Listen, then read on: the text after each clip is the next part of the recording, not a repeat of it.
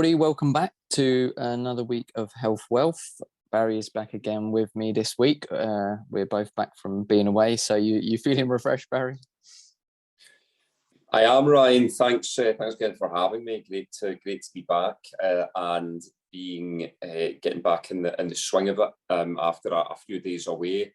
I did manage to put together a little reel that I'm about to post for those that are away from their normal habitat, away from their normal environment. They're away from their gym.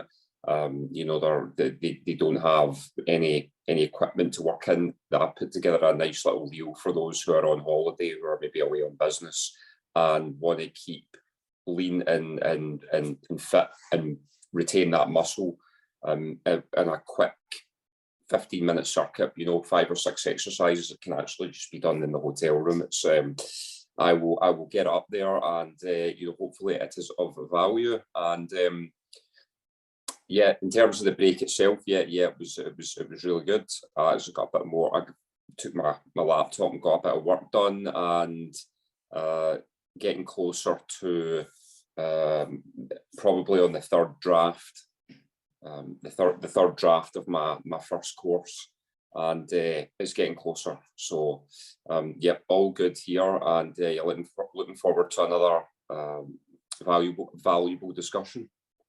Yeah, that's good. That's handy, because with in regards to the reel that you'll be posting, because often going away can be difficult. Sometimes you might be in a hotel with a gym.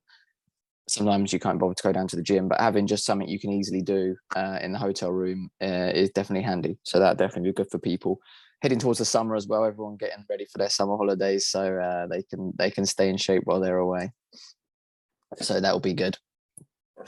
For sure, yeah. I think it will definitely be a little bit of a different kind of training. More training outdoors, I think, which is great, because being out in the open, there's research that shows that being out in the open and in sunlight and daylight and absorbing those, that oxygen and just the environment, it's even more beneficial when you're doing your training, as opposed to being in, a closed up room or a gym with no windows, which obviously is is very beneficial if you're doing the right type of workouts. But being out in nature, I think there's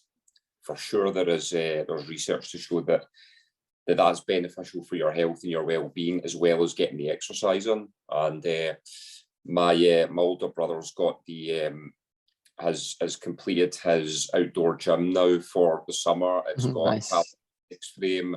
Super excited and looking to get that launched. Looking to get that, and we'll be putting that out locally, and we'll be generating some interest, and hopefully doing some sessions with the first group of people.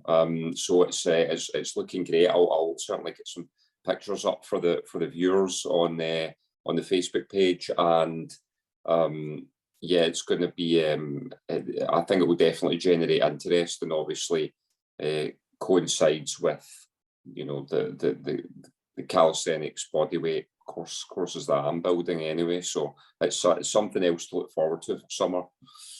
Yeah, definitely, and there's a lot of research around that. Not in terms of not even just exercise, but in terms of getting outside. I've been looking into different things around like routines, especially in relation to sleep and just overall daily routines, and getting your body ready and getting out in the morning, getting sunlight on you, fresh air, getting outside. It is hugely beneficial to you. The more time you can spend outside, the better, really. Our bodies work better getting the sun and getting the fresh air. So there's a ton of benefits to that, which is good if people can get it. So sorry, go on.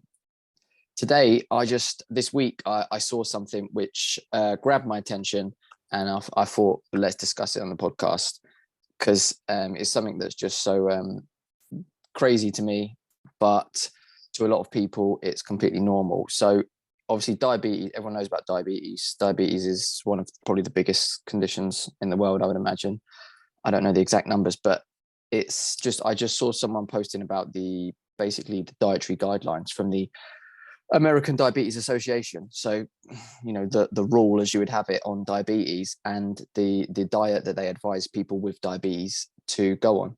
And the advice is just completely terrible. It's completely and utterly terrible what they tell people to go on. And it just kind of reinforced the whole point to me of just the terrible advice out there, and the fact that the main issue in proper nutrition and proper health is just lack of knowledge. People are just told the wrong stuff. They're brainwashed with it almost, because it's just everywhere and it's being pushed and pushed and pushed. And so people just assume it's true. And then obviously you try and tell them that it's not true, and people won't believe you because it's been pushed on them for so long. And it's just so terrible. So I thought we could kind of go over it a little bit today. Absolutely. And kind of talk about how bad it is. So I mean, this was one, I'll go look at the actual thing on the website, but this was one that someone shared, which is kind of what they've said you should eat. And the first thing on the list they've got is whole grains. I mean, they put at the beginning minimally processed, but whole grains are carbohydrates, and that's essentially sugar, which is not what diabetics should eat. And kind of, I think maybe before we talk too much on the food, should maybe just talk a bit about diabetes. I think a lot of people who even suffer from diabetes don't actually understand diabetes that well. I mean, people who have diabetes will probably try and tell me I don't understand diabetes because I don't have it. You know, I've had people before who have diabetes saying stuff to me that's clearly not true, but they've been told it's true. And again, these people are told incorrect stuff by their doctors. I'm not having a go at people with diabetes. They're given the wrong information, and we're trying to give them the right information.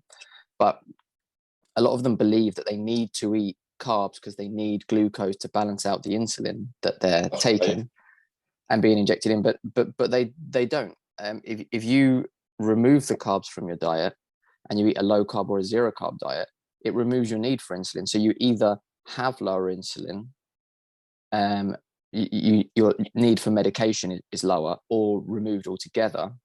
And in fact, there's actually been studies in animals, I think in mice, where they've even actually reversed type 1 diabetes, which people don't really think is reversible, but doing, I think it was fasting 4 days a month in mice, and they actually began to regrow the cells that produce insulin. Because with type 1, they don't have the cells to produce insulin. So they're type 1 will have insulin for the rest of their life. On a low carb, zero carb diet, you can massively reduce the insulin they need. Type 2 is fully reversible, but type 1, they'll still need it. But there's research coming out that through fasting, you can actually start to regrow the cells to produce the insulin. So yeah, cell regeneration.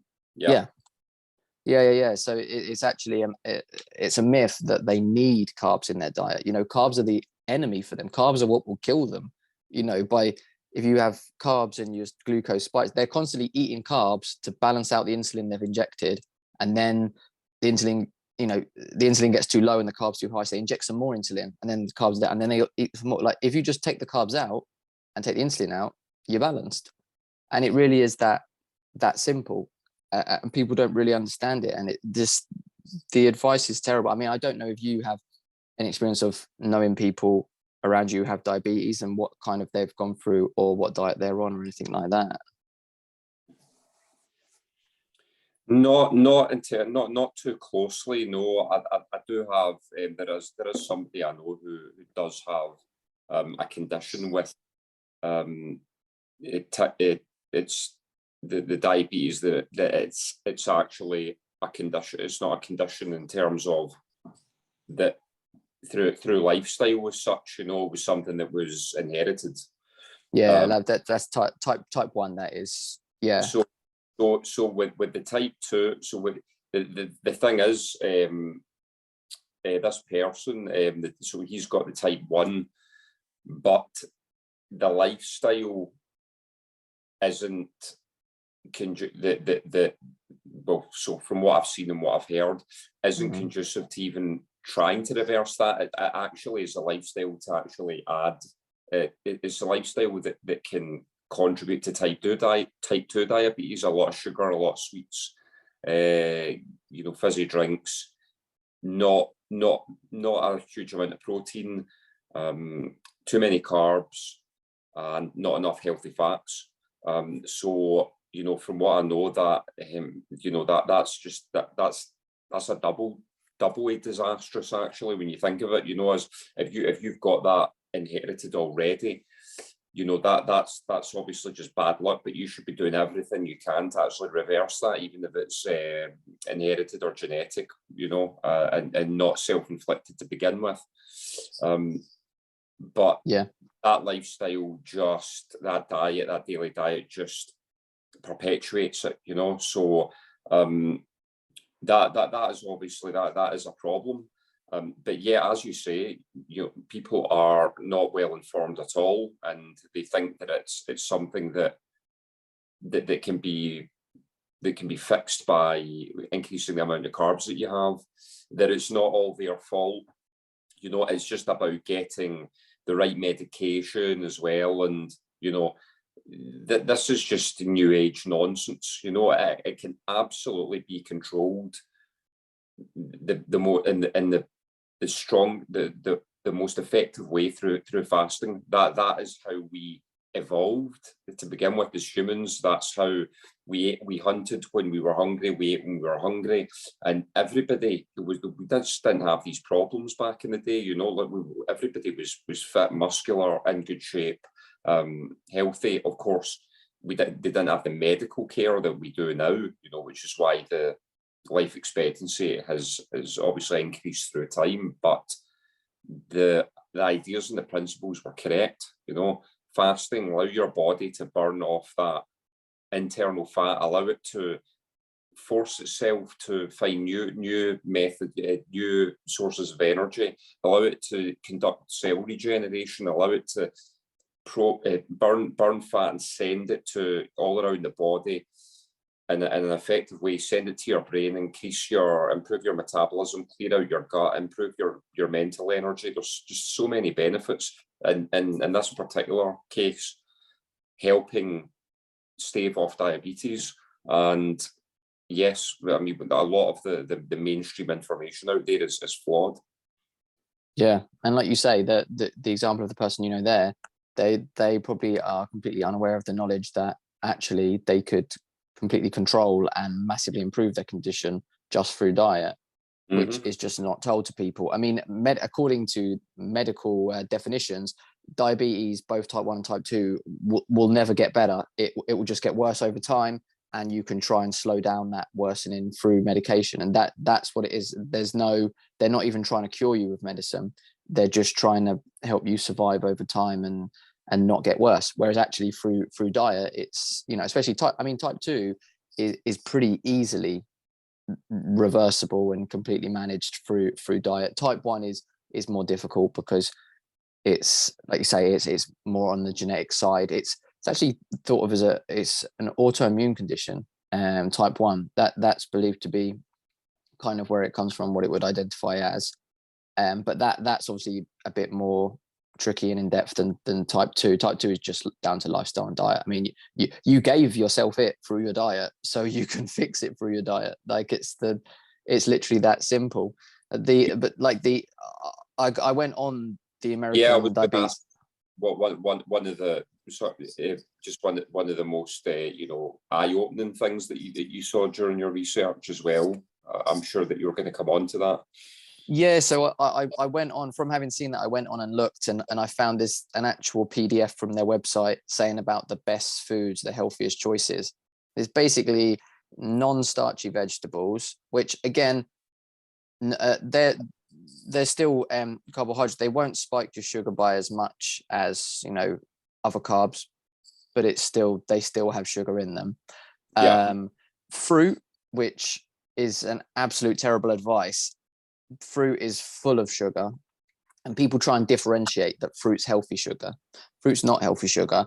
In some cases, the sugar in fruit is actually worse. So fructose will actually have the same effect on the liver that alcohol does, which makes sense because it makes sense because alcohol is from fruit, isn't it? It is how you get it. So it used to be, back in the day, type 2 diabetes used to be classed as alcoholics diabetes. I think, do they call it alcoholics? Something to do with that anyway, but alcoholics, because it was only people who were alcoholics who would get it. They would get type 2 diabetes and fatty liver disease. They were the two things they would get. Now, that is prevalent in kids. Kids are getting fatty liver disease, and they were getting diabetes. So they changed the name from alcoholics to or drinkers diabetes. I can't remember the exact word they said, but anyway, they changed it to type 2 because now kids are getting it. Kids clearly aren't drinking alcohol, but it's from fructose, which they're getting from either fruit, or obviously fructose is also added to food. But so fructose is not a healthy sugar. It's bad. And that is one of the main causes of type 2 diabetes. So you don't want to be eating fruit. Again, a huge list of whole grain foods saying, and this is a huge myth again, is people think whole grain means healthy. It doesn't mean healthy at all. It's whole grains are just carbohydrates. It doesn't matter what word they put at the start of it. They're carbs, they're sugar, and they're not good for you. Okay, if you're going to have some carbs now and again and whatever, you can have whatever carbs you want now and again. But overall, it's not, whole grain doesn't mean healthy. And people have been kind of tricked into that. It's been a market employ. So they've got a load of that. Like things like lentils and legumes, which again are bad. And they have a load of stuff which is going to really mess with your stomach and stuff like that. And also they're full of leptins, which will block lectins, which is what tells your brain when it's full. So basically they'll cause you to overeat because they'll block that signal. So that's why when you're eating lots of sugary foods and things like that, you don't ever feel full, because you are full, but it's stopping the signal to your brain. Very deceptive. Yeah, exactly. It's literally, it's like blocking all these foods are blocking the normal symptoms of your body, the normal functions, and yet people think it's okay to eat. Like clearly it's not. It's stopping your body do what it's meant to do. For protein, they just have a tiny section at the bottom of lean cuts of meat, but all the other proteins are like plant proteins. That they have fish on there, but then there's like beans and lentils, nuts and seeds, and they say about lean meat. So they're trying to get you away from animal fats, which actually animal fats is what you want to eat, because that is what's going to give you energy, and that is what your body turns into glucose as and when it needs it. So if you cut out carbs and you don't eat fat, then actually you'll still be in trouble, because then you'll have zero glucose. You need the fat, you need the healthy fats. They've got on here the fats that you should eat are fats from like avocados, olives, nuts, oils. They list a load of seed oils on here, which we all know how bad seed oils are for you. Salad dressings and mayonnaise. So no animal fats listed on there, no butter, nothing. That's what they're trying to tell you to have. That's basically their overall advice on food, which is basically they're telling you to avoid fatty meat, good animal fats, and basically meat in general, which is the exact opposite of what you should be doing. And they're telling you just to fill up on all those different sections they had, all essentially translate into sugar in the body, which is, what you don't want. So it's just basically telling you the opposite, which is kind of the advice they give in all areas in terms of nutrition and exercise, is the opposite of what you need to do. Yeah. I'm curious, was this sorry, excuse me, was this an article in American study or no so this is the actual American Diabetes Association. So they're basically the supposedly go-to authority on diabetes, and this is what they're saying for people to eat. So this is for anyone who is diabetic. They're going to look at that. If I say to them, look, what you want to do is you want to cut out carbs and you want to try and eat more meat, they're going to look on here and say, no, you're wrong. This is what I'm told to eat. And they're being essentially told to eat a diet which is just killing them, maybe slowly, but killing them. And it, it's just shocking, really. It sure is. It's quite bizarre and crazy in a way that it gets so much attraction from the general public, and that they can get away with that. But at the same time, that this is what doctors are here for, to prescribe, when actually you can very much be your own doctor, and prescribe your own medication, which first and foremost is your nutrition. And then of course that ties in with, this is the pharmaceutical companies producing medications for this. Of course, there's medications that are needed, but it's very much a kind of vicious cycle. And just going, something that you did mention was about lentils. That people hear lentils and they think, that's great, that's wholesome, that's healthy. Iron, seeds, nuts, these sort of things, and we automatically assume it's related to health, but actually these things aren't good for you at all. And the one that you mentioned, the wheat, lentils.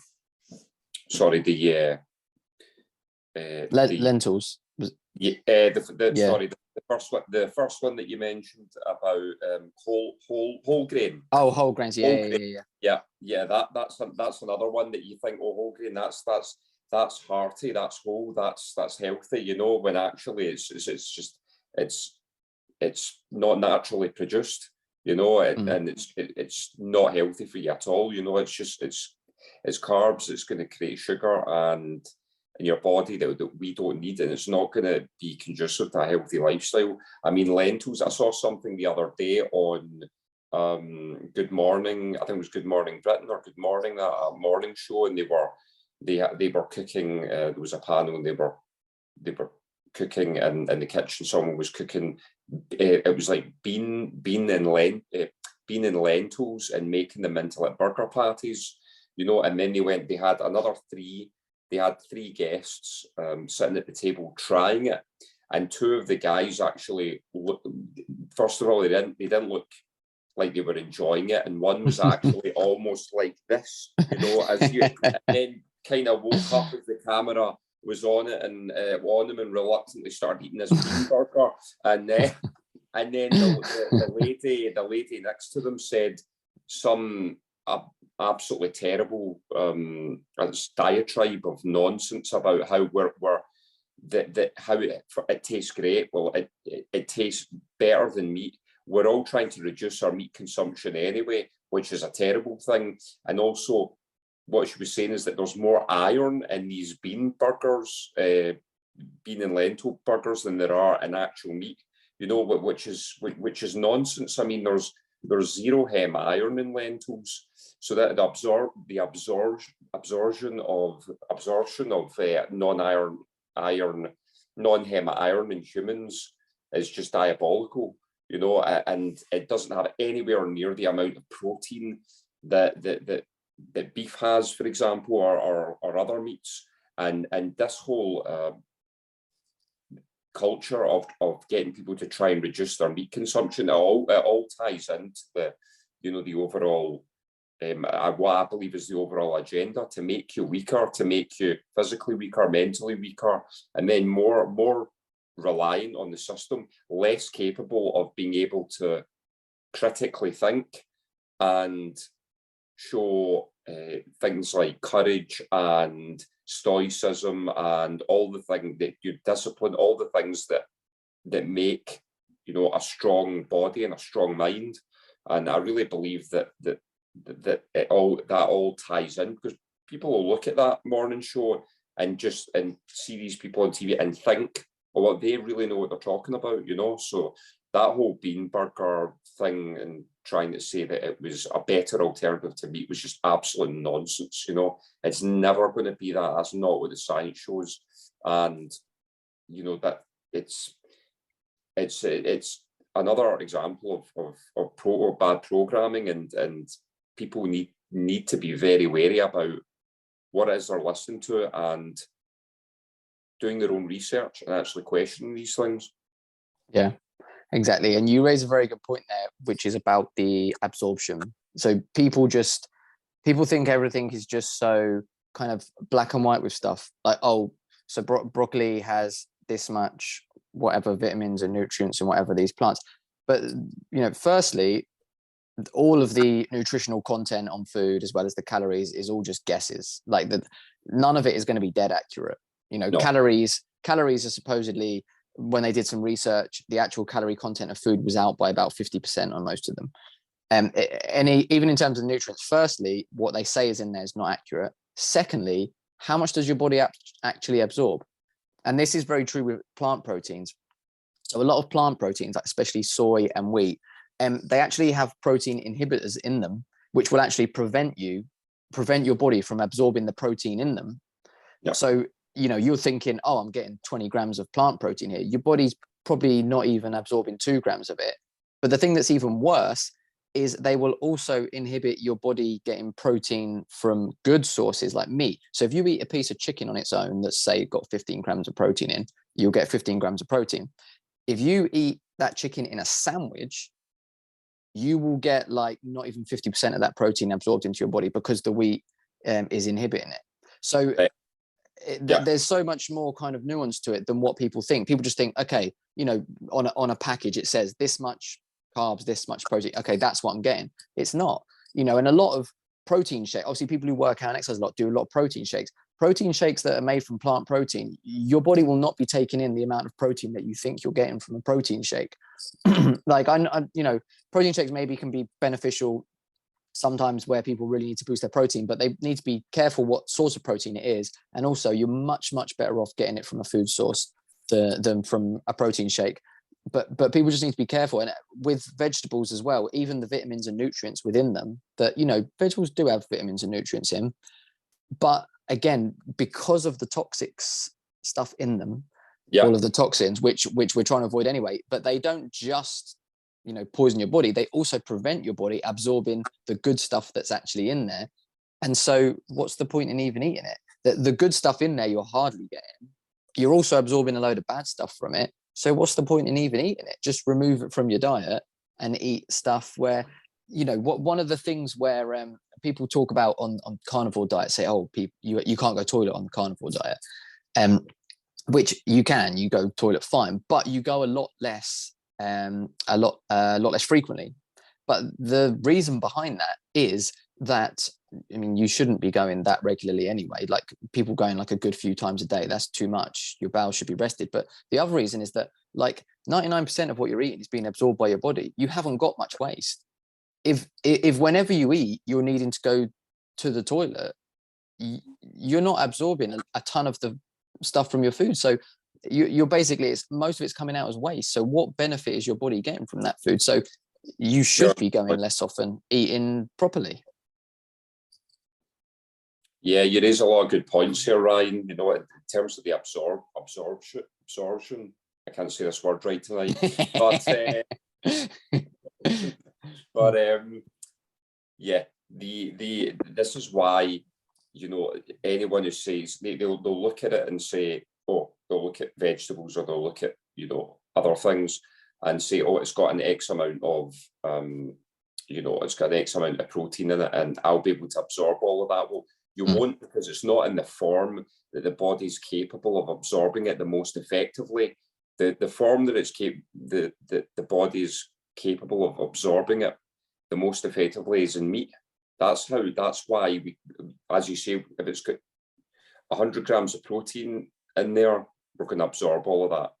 When it's in its meat form. When it's in its other forms, vegetables, for example, the inhibitors are going to prevent that from absorbing that certain percentage of protein.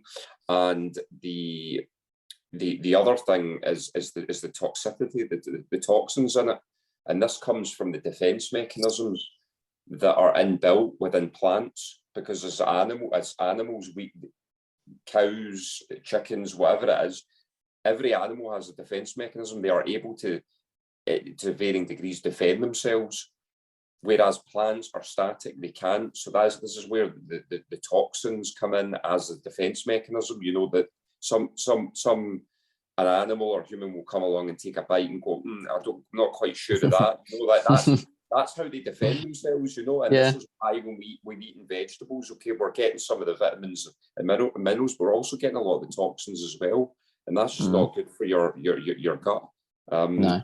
It really can, and I do fully believe, from what I've read so far, that the carnivore diet is not only extremely healthy, but it's perfectly safe in terms of your the times that you need to go to the bathroom, the way your body processes it. There's no kind of bad side effects or anything. So yeah, in terms of these the science there, you're spot on.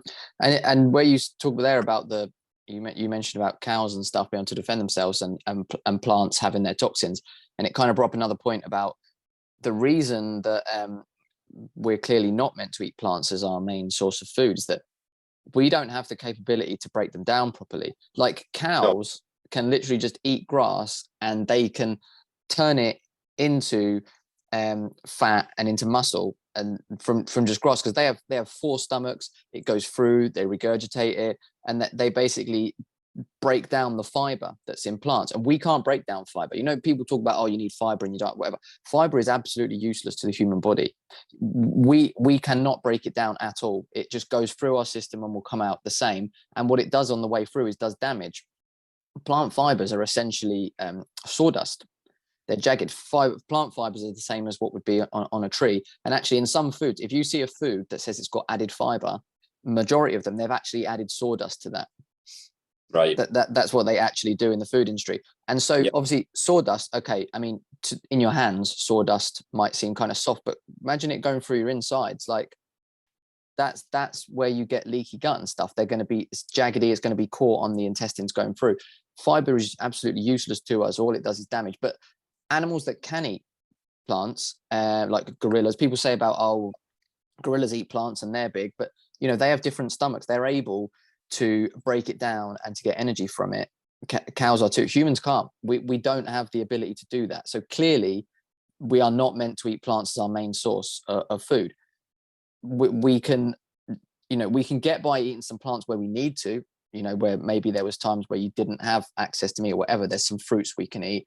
And to be honest, back in the day, it would probably been more fruit than vegetables. You know, fruit are more kind of sweet, attractive, and bioavailable than the vegetables we would have probably steered clear from for a long time, until the kind of agricultural revolution, when they kind of started farming and that. Before that, it would have probably only been fruit, because the majority of plants will, as we said before, will kill you.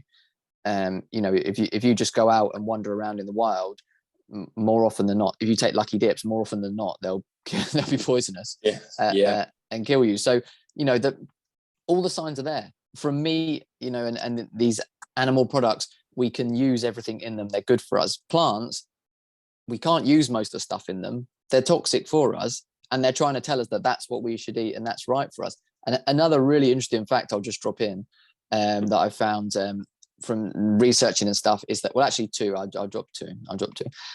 They're coming to me as I'm talking. So the first one is that since the agricultural revolution, so some of the guys I watch the podcast now look at a lot of paleontological research and stuff, so getting evidence of what humans would have ate and how they would have been from, you know, skeletons and whatever.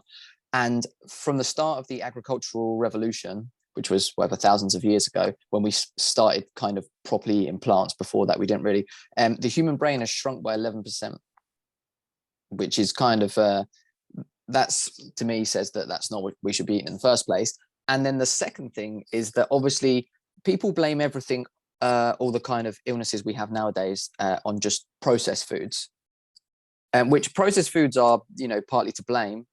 Probably the huge increase in obesity and stuff is mainly down to processed foods.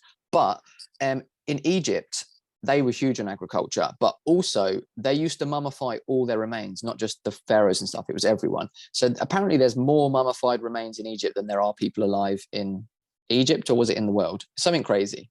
Anyway, tons of them. So they can get really good research from it. And they found that, you know, in Egypt, thousands years ago, they were rife with things like diabetes and obesity and stuff like that back then. So people think that these are new in terms of it's just processed food, but there wasn't processed food back then, but they were huge on agriculture, and they had these same things then. Whereas if you look back in meat-based civilizations, they did not have those issues, but even back then they did. So they were 2 really interesting things I came across that kind of solidify the fact that plants are not our base food. Yes, we can get by and survive eating plants, but it's clearly not optimal, and meat should be the base of our diet.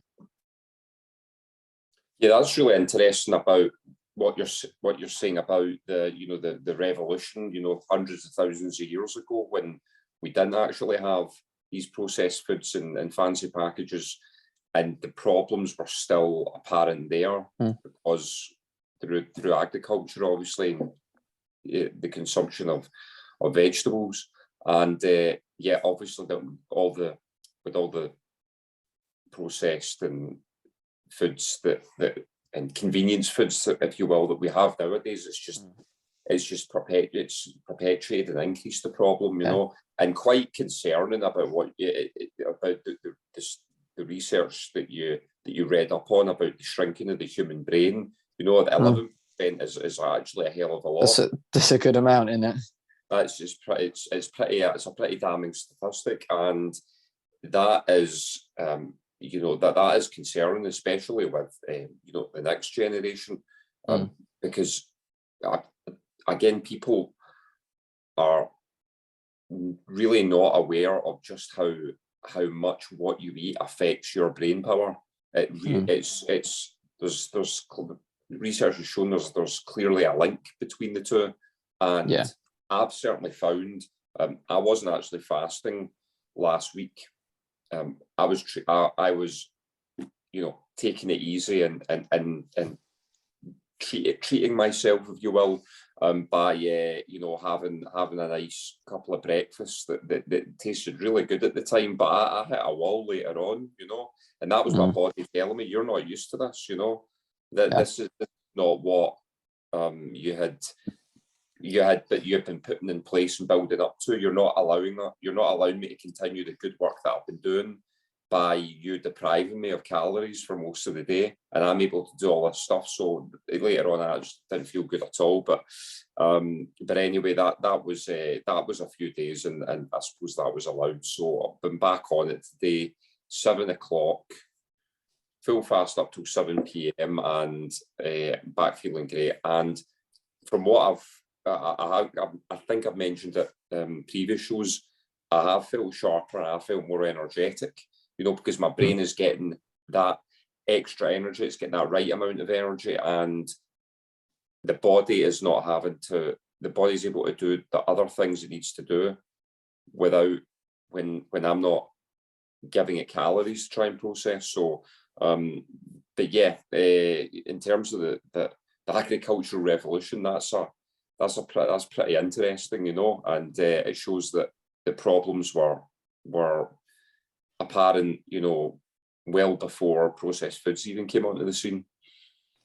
Yeah, definitely. I think so a lot of at the beginning of the agricultural revolution, it was mainly grains and stuff that they would have been having, especially in Egypt, and that's that's just sugars basically, isn't it? So that was a huge cause of the problem, and it's actually Alzheimer's is actually referred to as type 3 diabetes now, because they actually believe that Alzheimer's is basically caused by the same thing as diabetes, the poor diet, drinking too much sugar, just consuming too much sugar, and not enough fat, because our brains are 70% fat and cholesterol. That's what they're mainly made from.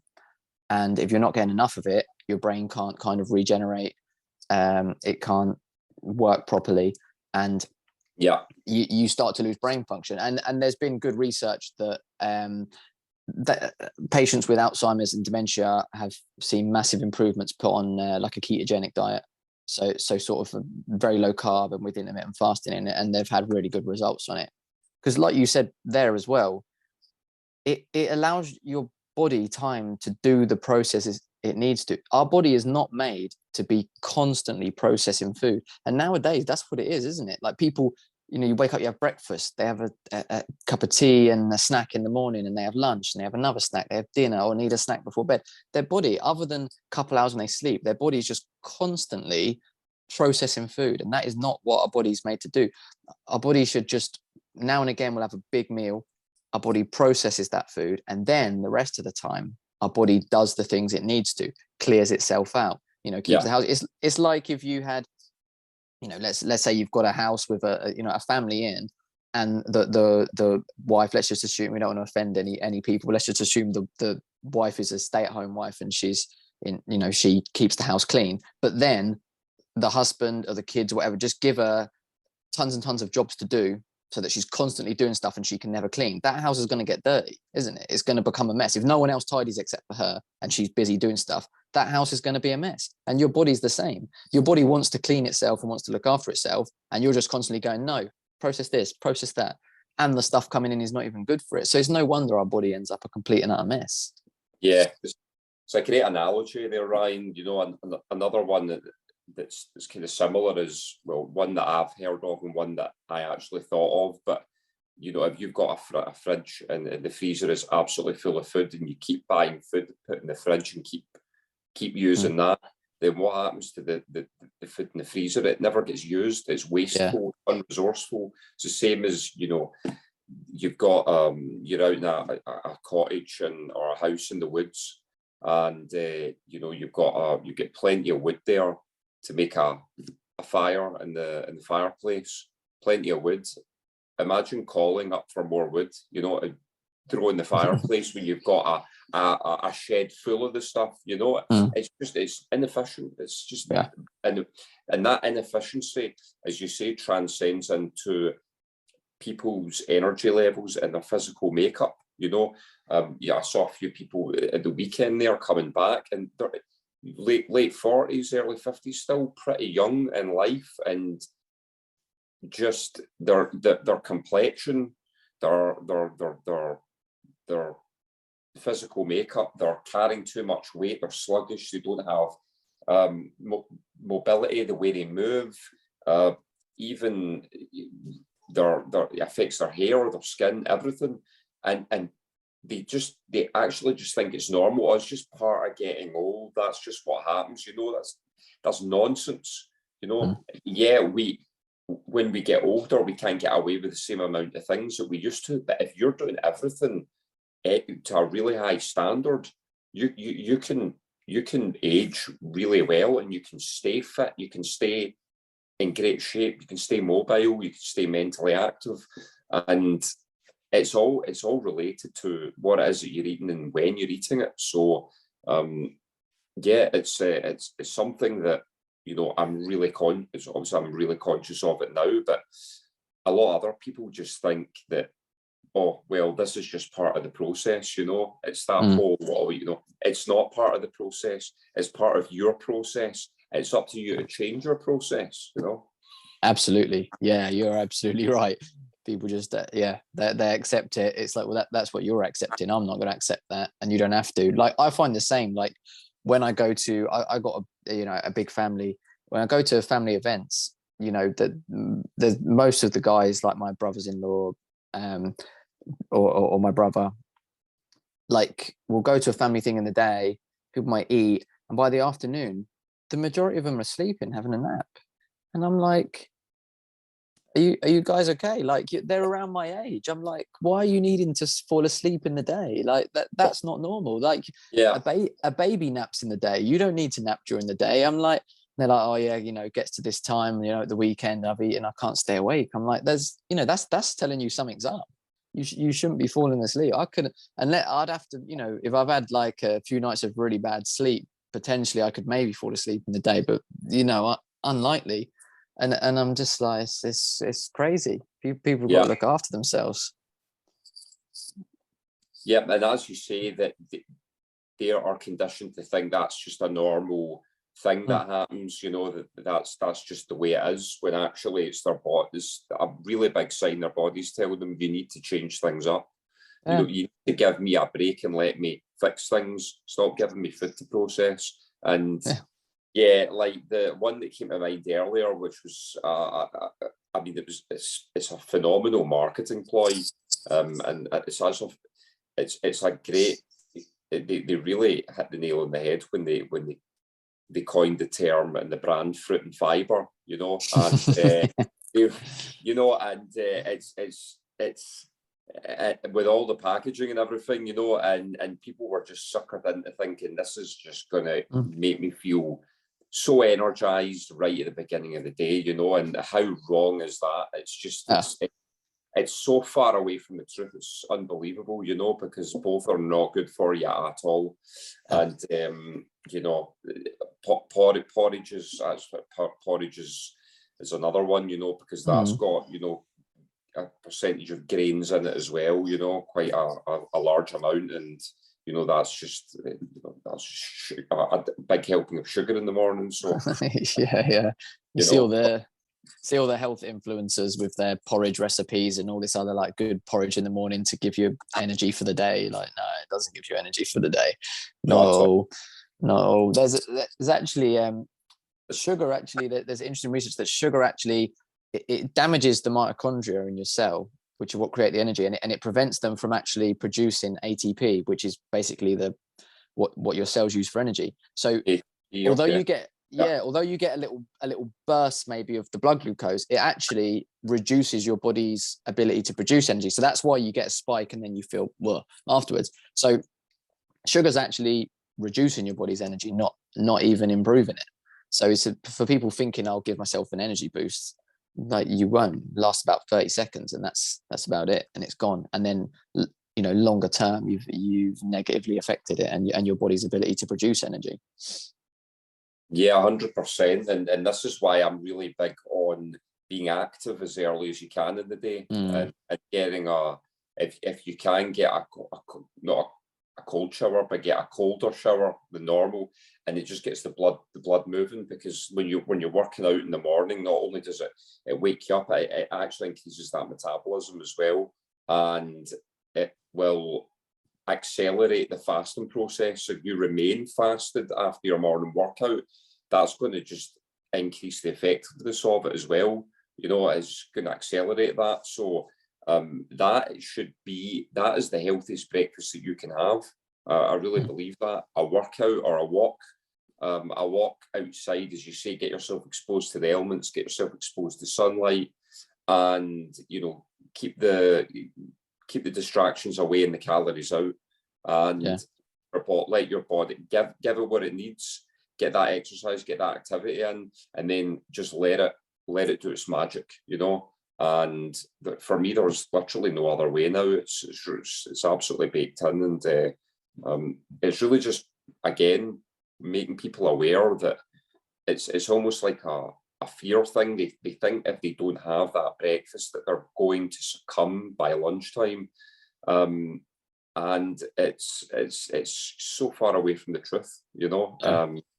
I mean, I'm proof of that, and you're proof of that, and so are many other people.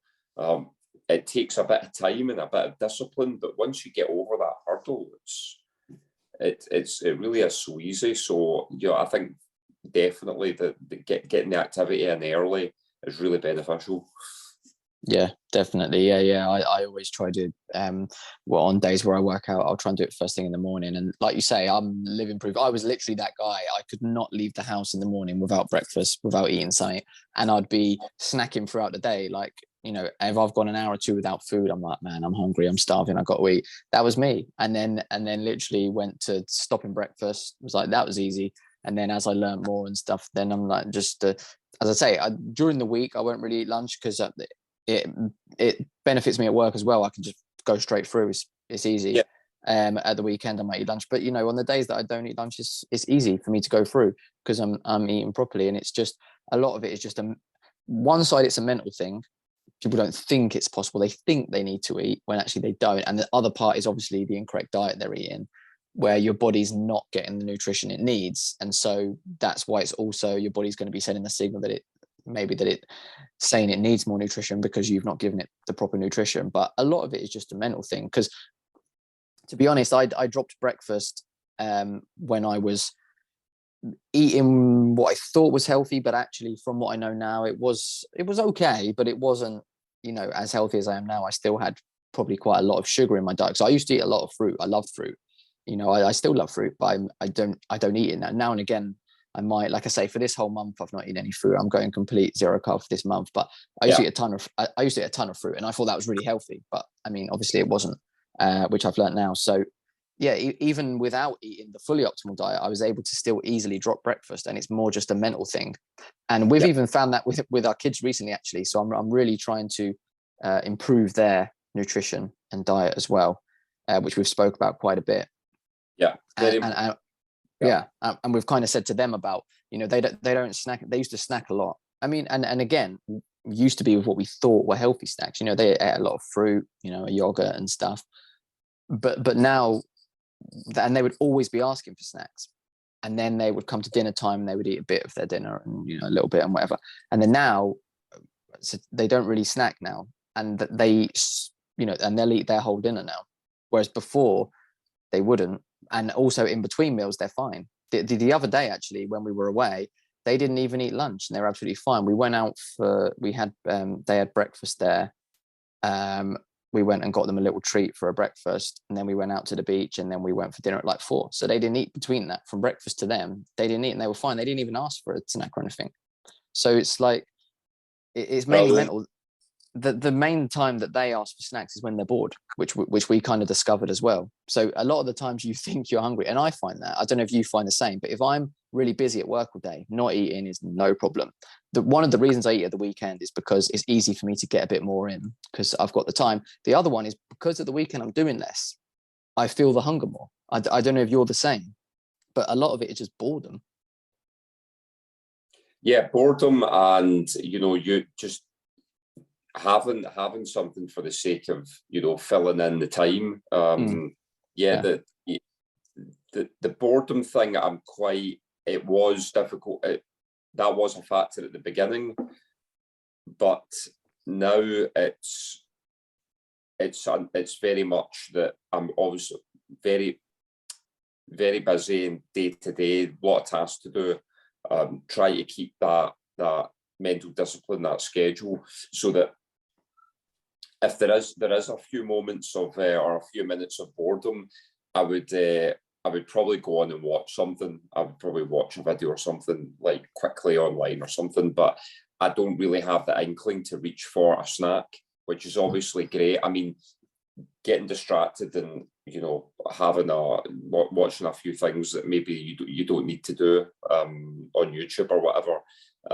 I mean, if it's educational, obviously that's good, but if it's not so good. But at the same time, I think it's better than reaching for a Kit Kat, you know. So at least for where I am at the moment, nutritionally, it's the discipline is been really, really good, and I'm just about there now, you know, a consistent 21 hours, 5 days a week.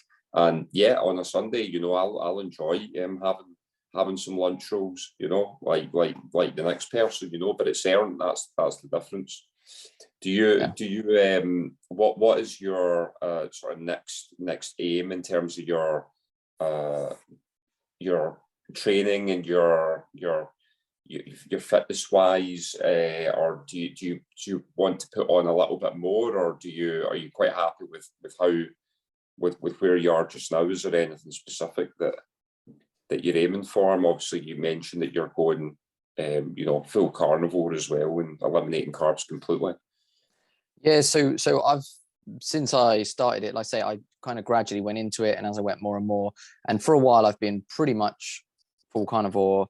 I did have a little bit of, you know, fruit and yogurt sometimes, but through the day, I would be just, you know, meat.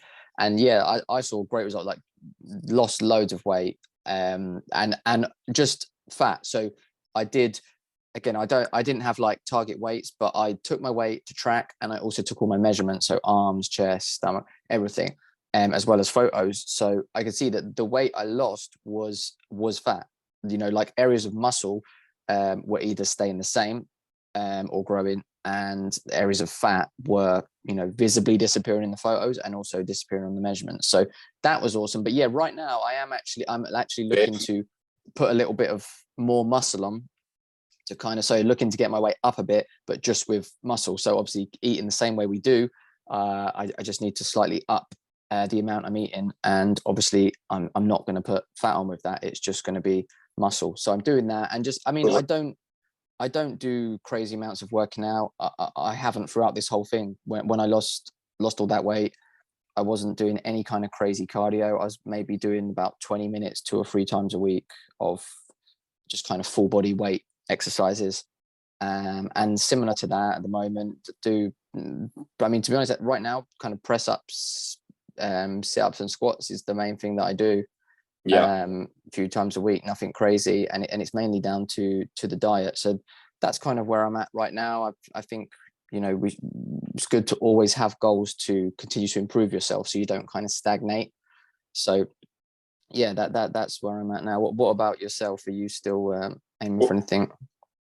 well, just going back to what you were saying. I mean, you've done it the right way. You've addressed the nutritional part first, and that is the way that everyone should do it if they want to lose weight. They shouldn't be exercising too much, because that will just inflame the muscles, and then it can actually set them back. They need to completely address the nutritional aspect first. So you've done it absolutely the right way, and now you've got a base level where you are, you know, very little body fat, and you can go in any direction you want. If you want to put on a bit of muscle, you can do that. You know, if you want to just stay where you are, just stay lean, healthy, mobile, you can do that as well. So, you know, that's an obvious strength to your approach, which is the correct one. For myself, I obviously, through gymnastics, I've always had, as a kid, I developed a pretty ferocious metabolism from an early age, and I've never had really any weight to lose. I've always been in pretty good shape, but I do want to strengthen my oblique areas a little bit, just getting a little bit soft there, and that will just involve a bit more heavy workouts. So I will be doing my upper body stuff and doing supersets, which is overloading on a particular muscle group. So whether it's your abs or your shoulders, your legs, whatever it is, your back, your glutes, you know, overloading that area will increase. And then later on at the gym in the evening, I will start using a bit heavier, a bit more heavy weights, maybe at least once a week, maybe twice a week.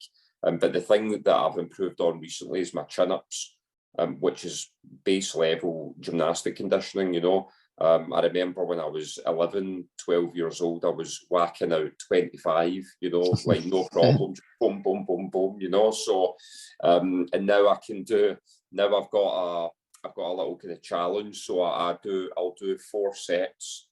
So I'll do 14 in the first one, then I'll do 13 in the second set, drop it to 12, and then I'll try and get 10 in the final set, and just rest it's usually about 30 seconds for about 45 seconds, about 45 seconds to a minute rest in between the two, but just really try and improve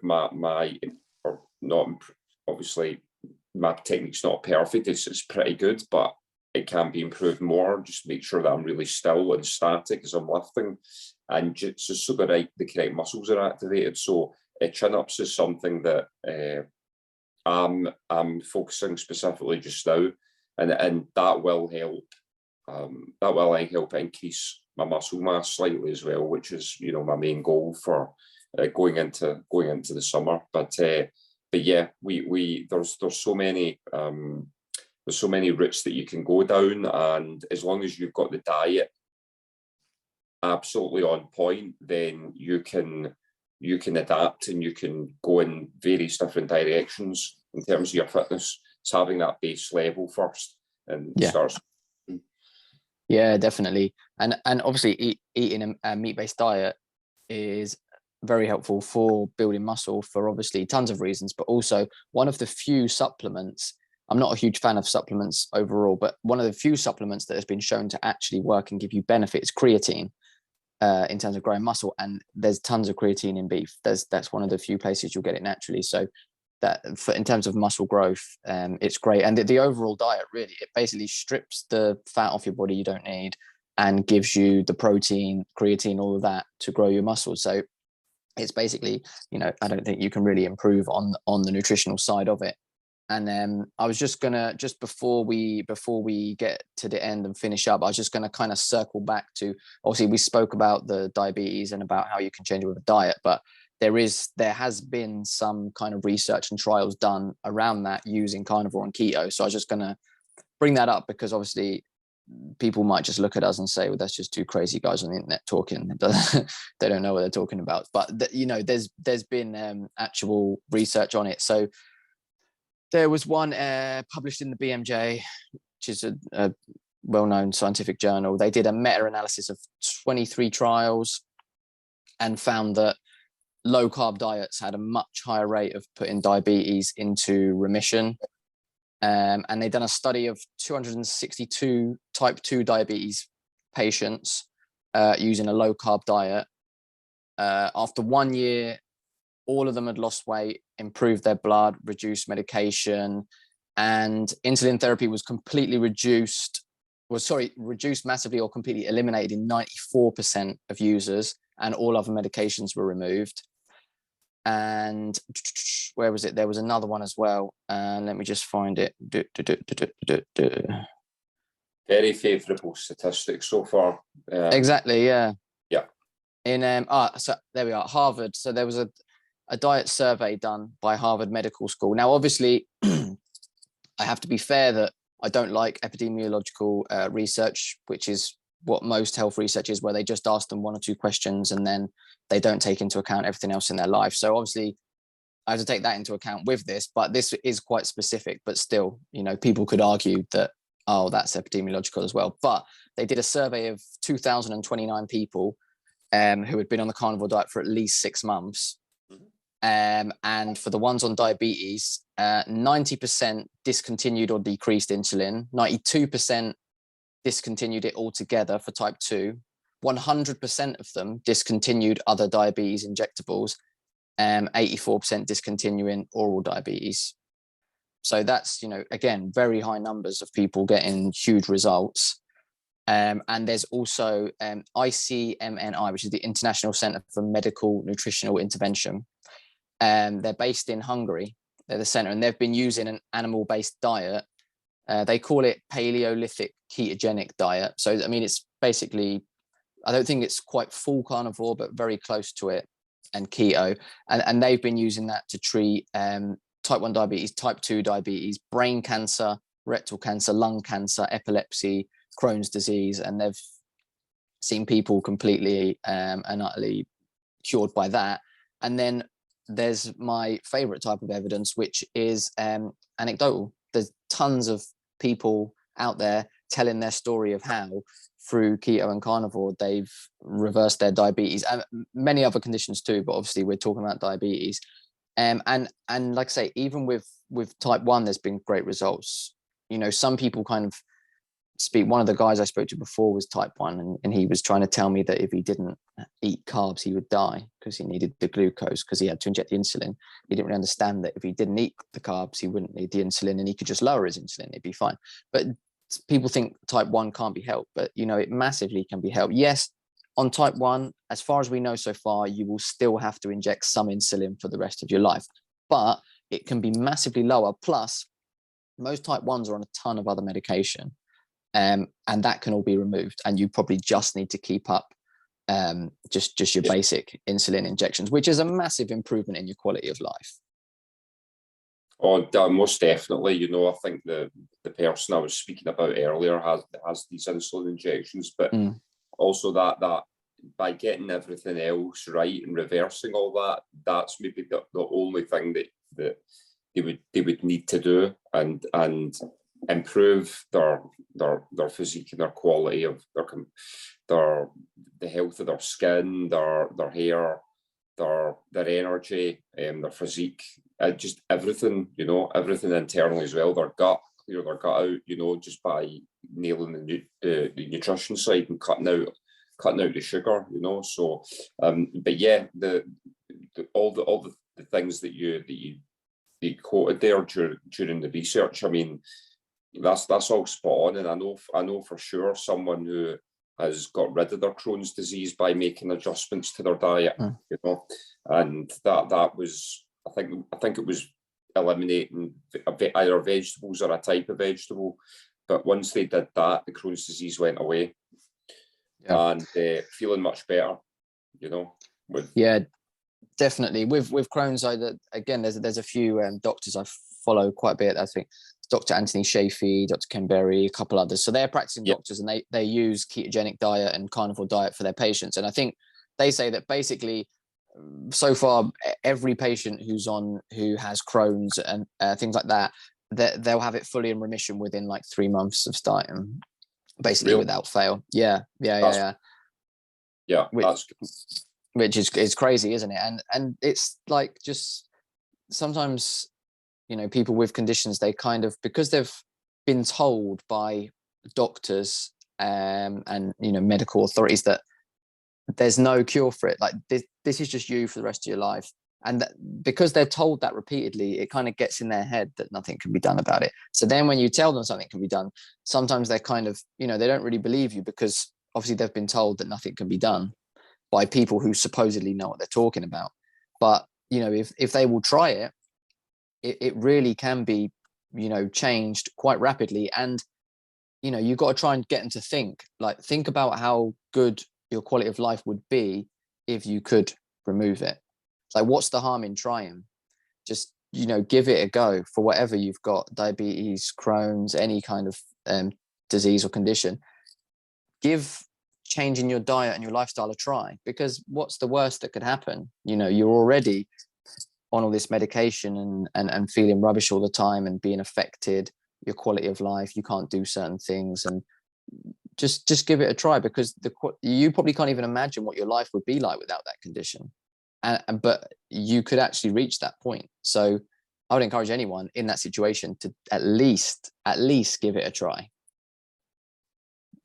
Yeah, really good way to wrap up the podcast and the episode, Ryan. You're spot on, that there is nothing to lose and absolutely everything to gain, and of course there is a moral a principle aspect of what doctors are actually, the way that they're approaching it and the way that the advice that they're given. I think that it should be, first and foremost, what is your diet like? Let's fix that first, and if they don't know, then they can ask an expert, and in a last case scenario, resort to, medication. But that has to be at the forefront of their approach. I really believe that. And, the other thing, as you're saying, is people have built up a picture of themselves, or an idea, or an image that this is how they're going to be like, and they can't reverse it, and that's, it's all about changing their belief system. If they believe that they can be, 10, 15, 20 pounds lighter, whatever it is, have a much better body and be the new them, then they can do it. They can absolutely do it with the right help. It's just getting over all that initial, deep-rooted programming that they've had probably since childhood, and that's not an overnight process. But I really believe that if that person has truly had enough of where they're at, and they want change that badly, they'll do anything to change it, and they will take the correct advice, and they will implement it. They have to want it enough, and that's it. Yeah, you're right. They've got to be ready. If they're ready for the help, you can meet them when they're ready. If you try and force someone to, then if they're not ready to be helped, they can't be helped. I think we spoke about that before in terms of other subjects. You've got to be, if they're ready to be helped, then we're happy to help them. But you can't. You can drag a horse to water or lead a horse to water, but you can't force it to drink, can you? So you've got to see what you can do. And the point you made with doctors is, I've heard people talk about this a lot, which is kind of funny, but kind of not funny, because it's not a funny thing. But you go to the doctor with a problem and you say, this is my problem, whatever, give you some drugs. If your pet is overweight and you've got issues, if you take your pet down to the vets, the first thing they'll ask is, what's his diet like? But for humans, doesn't even get mentioned. Doesn't even get mentioned. Like, you know what I mean? It's just, here's a pill. But with an animal, they'd be like, what's their diet like? Because they obviously, diet's the first thing. But for some reason, for humans, that's been lost, and we just want to give out medication. Interesting point. Yeah, maybe it's because animals don't have feelings and they won't take things personally. Yeah, exactly. As well, or I'm trying to say there's something wrong with that it's my fault, you know. And some people just aren't ready for that, you know. And but for the ones that really care, they will get over that initial questioning. I wouldn't say criticism, but that questioning of what it is that they're doing, and be willing to fix it, you know. So I think everything we're doing with the Facebook page and the podcast, that's just that's making people aware of not just general advice, but the nuances as well. And you know, it's great to be a part of that, and there's a lot more to come. Yeah, definitely. We're just trying to give people that hope that, you know what, you don't have to put up with this, and you know, it can be changed, and there's things you can do, and hopefully people are ready for that. And you know, I don't blame people for being, what's the word, not like suspicious, but doubtful of it, because to be honest, when I first started learning the stuff, I had the same reaction. You know, I grew up thinking I knew what healthy was, thinking, well, have a balanced diet, you know, fruit and veg, good for you. And then you start to learn that that's not true. And at first I was like, no, that's rubbish, you know, but then you learn more, and I'm like, okay, I began to realize that actually it's true. Like, I was skeptical, I think is the word. You know, I was skeptical at first, but then once you kind of get over that and you look at the facts and you look at the results and you realize, actually, yeah, okay, that's true. I was wrong all that time. I was lied to. And then once your eyes are open, then that, you know, that's it. You can't see anything the same again. You know, you're past it then, so you can see through it. So hopefully we'll get people to that point. That's our aim. That's our plan, is to help people, get people to optimal health, and hopefully that's going to happen through the podcast and the other things that we're doing. So thank you very much again for coming on. It's been an absolute pleasure yet again, as always.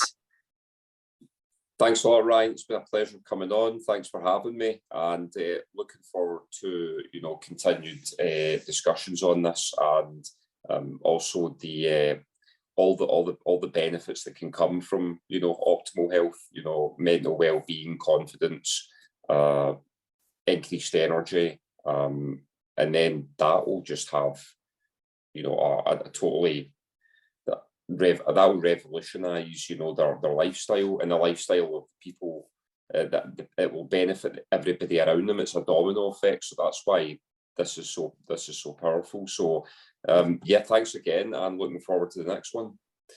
Yeah, absolutely, me too. It will be good. In the meantime, if people check out our website's been recently updated. We've got a load of stuff on that. We'll link everything in the bio. The platform is going to be out at the start of May, looking to get that out, up and running. There's all the social medias to follow, so make sure you do that. We'll be back again next week, and let's get optimal together.